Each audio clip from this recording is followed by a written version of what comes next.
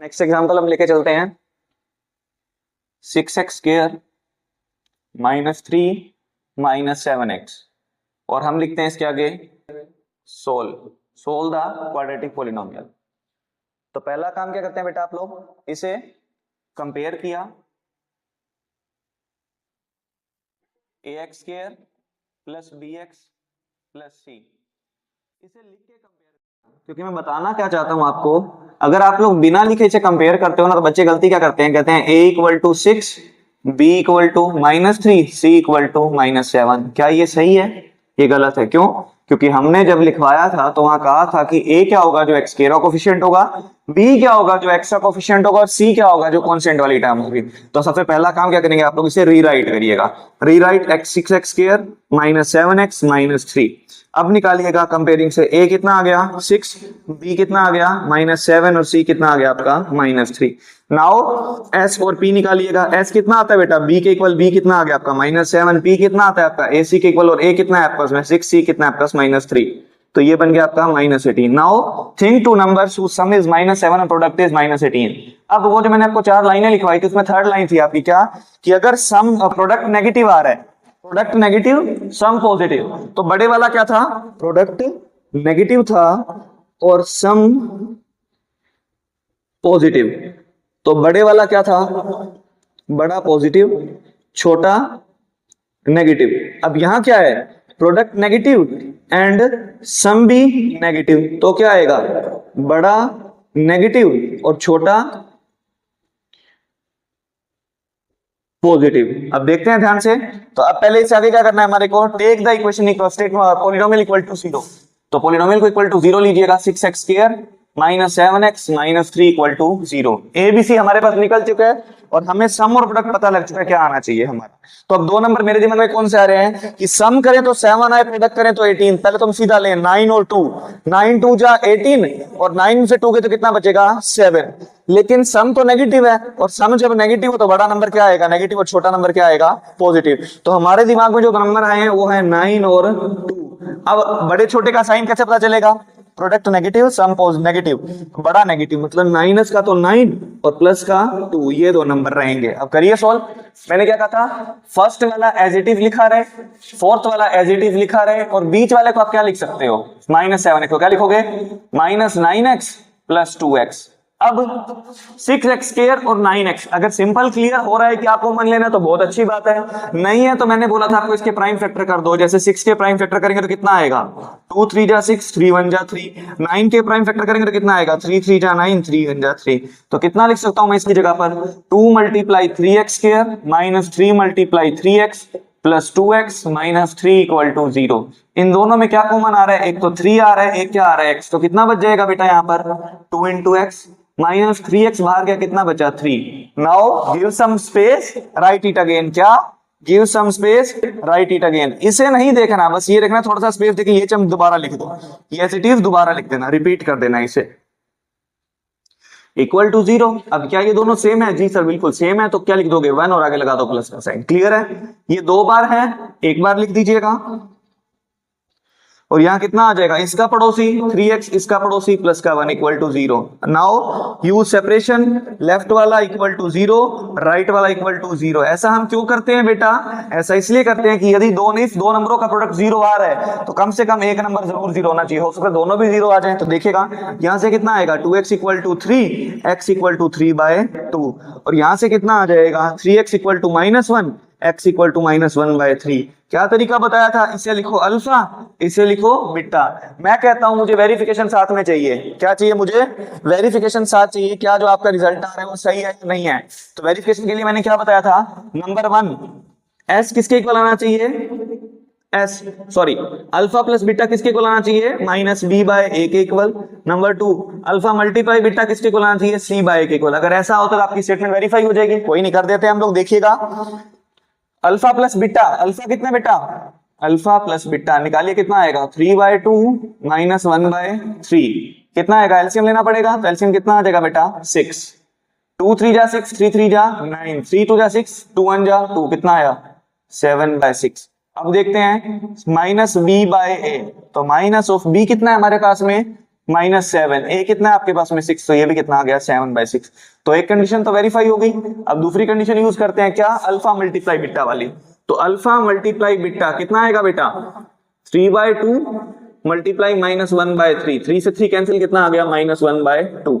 अब c bye लेते हैं, c कितना आ जाएगा बेटा, c है -3 और a कितना है आपके पास में 6, तो ये भी कटेगा, कितना आ गया -1/2। ये कंडीशन भी होल्ड होगी तो आपने क्या लिखना है, हैंस वेरीफाइड। देखिएगा, सम स्पेशल केसेस। अब हमने पढ़ी है क्वाड्रेटिक पोलिनोमियल की स्टेटमेंट किस टाइप से होगी, ax² plus bx plus c, और वहां क्लियरली पढ़ा था कि a कभी भी 0 नहीं होगा। दूसरा क्या है अब आपका, अगर b 0 हो जाए और c 0 हो जाए, या फिर b 0 एंड c 0 दोनों हो जाए। अब आप पूछोगे सर और एंड में क्या फर्क है, और मतलब या तो ये 0 हो या ये 0, कोई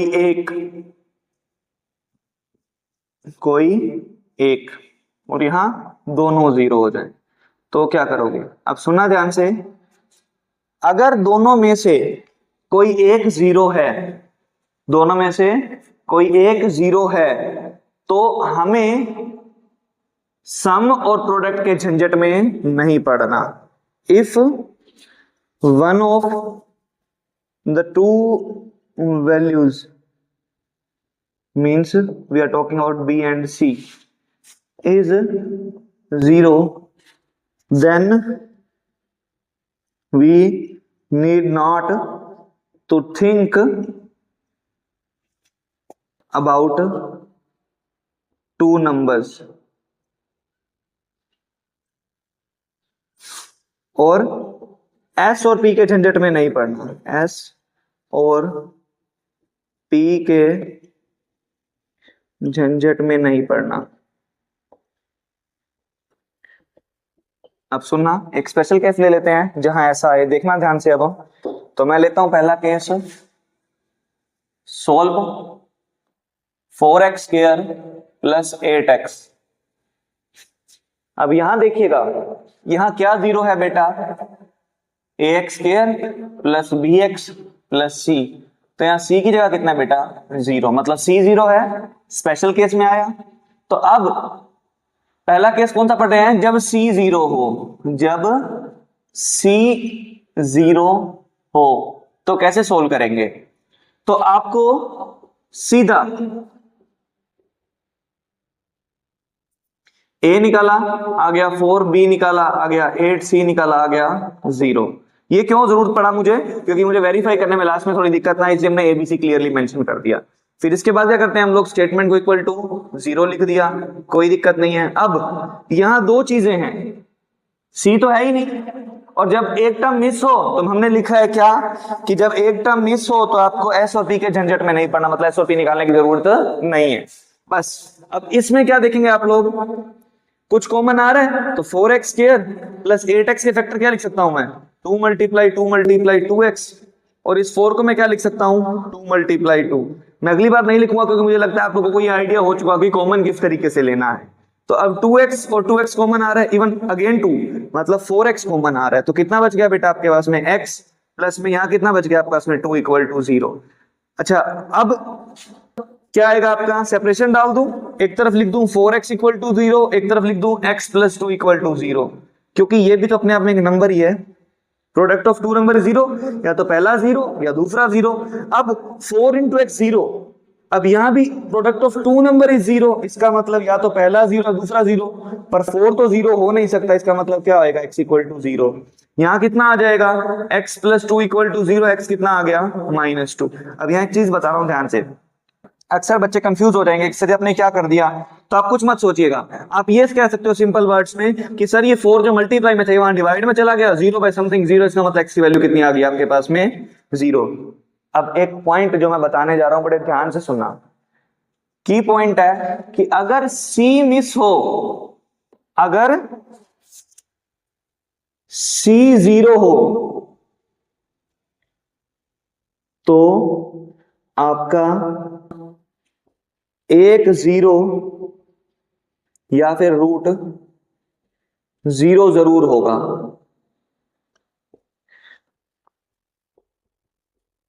तो मैं क्वेश्चन लेके चलता हूं। ये हो गया हमारा, इसको वेरीफाई करते हैं, फिर एक क्वेश्चन करके दिखाता हूं इसी बेस के ऊपर। तो मैं यहां वेरीफाई करिएगा भाई, वेरीफाई करो तो कितना आना चाहिए, alpha plus beta equal to minus B by, ले लो अल्फा प्लस बीटा कितना आ जाएगा, अल्फा कितना है आपके पास में 0, बीटा कितना है आपके पास में -2, तो कितना आ गया -2। अब माइनस बी बाय ए, माइनस बी कितना है आपके पास में 8, ए कितना है आपके पास में 4, कटिया कितना आ गया -2।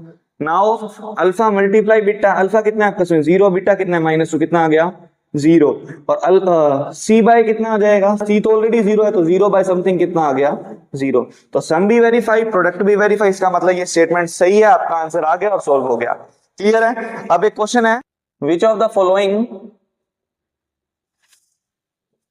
Is the zeros of the polynomial. क्या है 27x स्क्वायर माइनस 9x। अब दो ऑप्शन है, या तो आप निकाल के आंसर चेक कर सकते हो, नहीं तो ऑप्शन दे रखे हैं आपको। क्या है, बोल दिया 3,0 0,1/3, सी दे दिया आपको 1/3, 1/9, यहां 2 लिख देते और यहां लिख दिया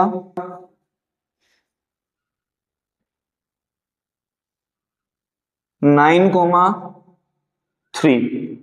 अब देखना ध्यान से, कुछ भी हो सकते हैं क्वेश्चन, वो तो ऑप्शन आपको देगा, लेकिन थोड़ा सा तरीका करो कि आपको देख के जजमेंट आ जाए हल्की सी। मैंने बताया था जिसमें सी प्रेजेंट ना हो उसका एक जीरो उसका एक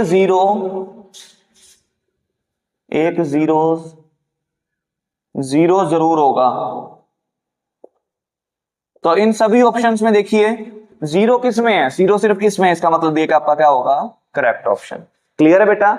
तो ये सिंपल तरीका है। बाय द वे आपको मेन आपको आता है कि इसको सिंपल सोल्व कर देंगे, उसके बाद जो आपका ऑप्शन आएगा उसको टिक कर देंगे। लेकिन जनरली हमने क्या देखा था कि अगर आपकी स्टेटमेंट में सी मिस होता है, कांस्टेंट टर्म नहीं होती, तो उसका एक जीरो आपका जीरो जरूर होगा। क्लियर है। अब थर्ड केस डिस्कस करते हैं। हमारा थर्ड केस क्या है कि अगर बी और सी दोनों जीरो हो जाए बेटा, कि अगर बी और सी दोनों जीरो हो जाएं,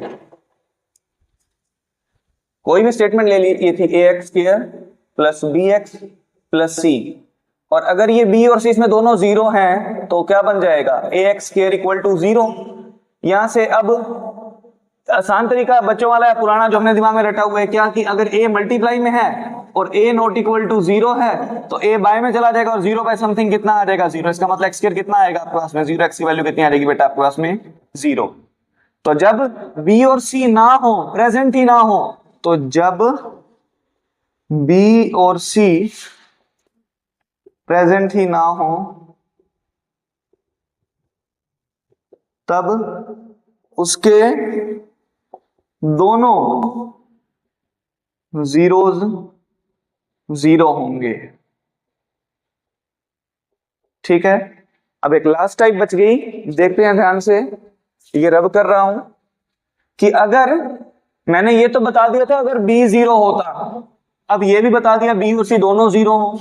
अब लास्ट टाइप है, अगर B मिस होगा तो क्या करेंगे, देखना ध्यान से। मैंने क्वेश्चन ले लिया आपका t square minus 15, NCERT question है बेटा, ध्यान से देखिएगा। एनसीईआरटी का क्वेश्चन पिक किया तो a कितना आ जाएगा, पहले इसको कंपेयर कर दूं। इवन t में है तो t में लिखना चाहिए at square plus bt plus c। a कितना आया 1, b कितना आएगा 0, c कितना आया -15। s और p के झंझट में नहीं पड़ना, सीधा इक्वल टू 0 लिखो। अब क्या इन दोनों में कुछ कॉमन आ रहा है, आएगा ही नहीं, क्योंकि b प्रेजेंट ही नहीं है, इसका मतलब ये टर्म तो 0 हो गई, बचेगा फर्स्ट वाला और लास्ट वाला। इस वाले केस में क्या करना है आपको, सीधा जो यहां प्रेजेंट है उसको उठा के उधर ले जाओ। कितना आया, ये इस तरफ स्क्वायर है उस तरफ लगा दो स्क्वायर रूट, और जितनी डिग्री उतने रूट्स का मतलब 2 डिग्री 2 रूट्स आने चाहिए, तो एक आएगा प्लस का और एक आएगा माइनस का। एक टी आ गया आपका अंडर रूट 15 और एक टी आ गया आपका अंडर रूट -15। इसको आप बोलते हो अल्फा, इसको आप बोलते हो beta. Just solve this. Alpha plus beta किसके इक्वल आना चाहिए? माइनस बी बाय ए के। तो निकाल दो अल्फा प्लस बीटा कितना आएगा बेटा? √15 माइनस का प्लस √15, ये कितना आएगा आपका? 0। और माइनस बी बाय बी तो है ही नहीं, तो कितना आएगा? 0। ऐसे ही क्या करूंगा? Alpha multiply beta C by alpha कितना है आपका? -√15 लिख दिया एक तो, और एक क्या है आपका? √15। कितना आ गया? अंडरूट से अंडरूट खत्म, कितना आ गया? -15। सी बाय सी कितना है आपके पास में? -15। ए कितना है आपके पास में? 1। तो देखिएगा सम और प्रोडक्ट दोनों वेरीफाई हो गए, इसका मतलब given statement is right and solution is also proved. Clear हो गया बेटा? तो ये हमारे 3 स्पेशल केस बनते हैं हमारे, जो हमने करके दिखा दिया आपको। क्या कि जब B 0 हो तो ये वाला, जब C 0 था तो हमारा स्टेटमेंट मैंने क्या सजेस्ट की थी आपको? 4x² प्लस में 8x वाली। और जब हमारा A और B दोनों, B और C दोनों 0 हो तो मैंने क्या लिखा था? ax² = 0 लिख के क्या बताया था कि दोनों रूट्स क्या आएंगे आपके? दोनों रूट्स 0 होंगे। क्लियर हो गया?